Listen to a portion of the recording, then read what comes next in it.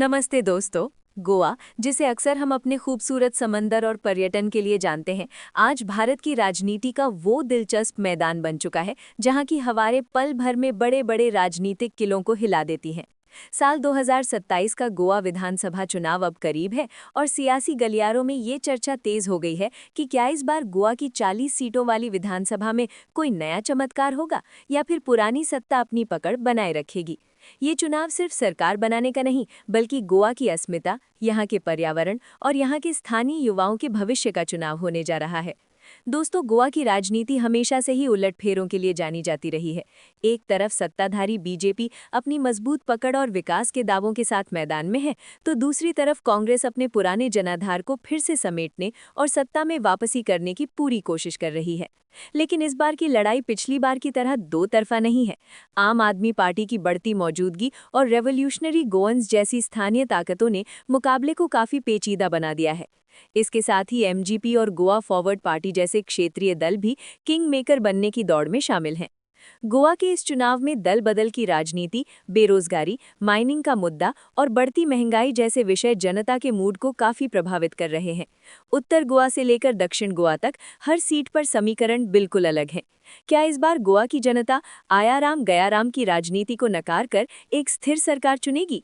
क्या नए चेहरे पुराने दिग्गजों को चुनौती दे पाएंगे? आज के इस वीडियो में हम गोवा की सभी 40 सीटों का सबसे ताज़ा और सटीक ओपिनियन पोल लेकर आए हैं। हम जिलेवार विश्लेषण करेंगे और आपको बताएंगे कि आज की तारीख में गोवा के मतदाता किस पार्टी की ओर झुकाव दिखा रहे हैं। लेकिन विश्लेषण शुरू करने से पहले आप सभी दर्शकों से एक छोटा सा निवेदन है। कृपया कमेंट में बताएं कि आप गोवा के किस विधानसभा क्षेत्र या जिले से ये वीडियो देख रहे हैं और आपके अनुसार 2027 में गोवा का मुख्यमंत्री कौन होना चाहिए। साथ ही जय हिंद और जय गोवा लिखना न भूलें। चलिए दोस्तों, शुरू करते हैं गोवा विधानसभा चुनाव 2027 का ये सबसे बड़ा सर्वे और देखते हैं कि किस पार्टी का पलड़ा भारी है। सबसे पहले बात करते हैं उत्तरी गोवा की, जहां विधानसभा की कुल 19 सीटें आती हैं। ये क्षेत्र लंबे समय से राजनीति का मुख्य केंद्र रहा है और यहाँ की हवाएं राज्य की सत्ता तय करने में बड़ी भूमिका निभाती हैं।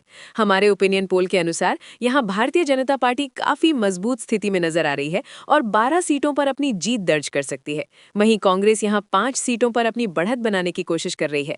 इसके अलावा एमजीपी के खाते में 1 सीट और अन्य दलों के खाते में भी 1 सीट जाने का अनुमान है। उत्तरी गोवा में विकास की योजनाएं और सत्ताधारी दल की संगठनात्मक पकड़ फिलहाल बीजेपी की राह आसान करती हुई दिख रही है।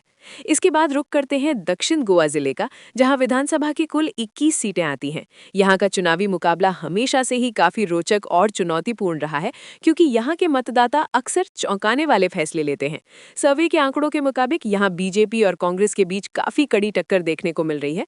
भारतीय जनता पार्टी यहां 11 सीटें जीत सकती है, जबकि कांग्रेस भी 6 सीटों पर अपनी मजबूती दिखा रही है। यहाँ एमजीपी को 1 सीट मिलने का अनुमान है, वहीं अन्य दलों और क्षेत्रीय ताकतों के खाते में 3 सीटें जा सकती हैं। दक्षिण गोवा में स्थानीय मुद्दे और समुदायों का सामाजिक समीकरण चुनावी नतीजों में बड़ा उलटफेर करने की ताकत रखता है। अब अगर हम पूरे गोवा की सभी 40 विधानसभा सीटों के ताज़ा ओपिनियन पोल सर्वे पर एक साथ नजर डालें, तो तस्वीर काफी हद तक साफ होती नजर आ रही है। गोवा की 40 सीटों वाली विधानसभा में बहुमत हासिल करने के लिए 21 सीटों की जरूरत होती है।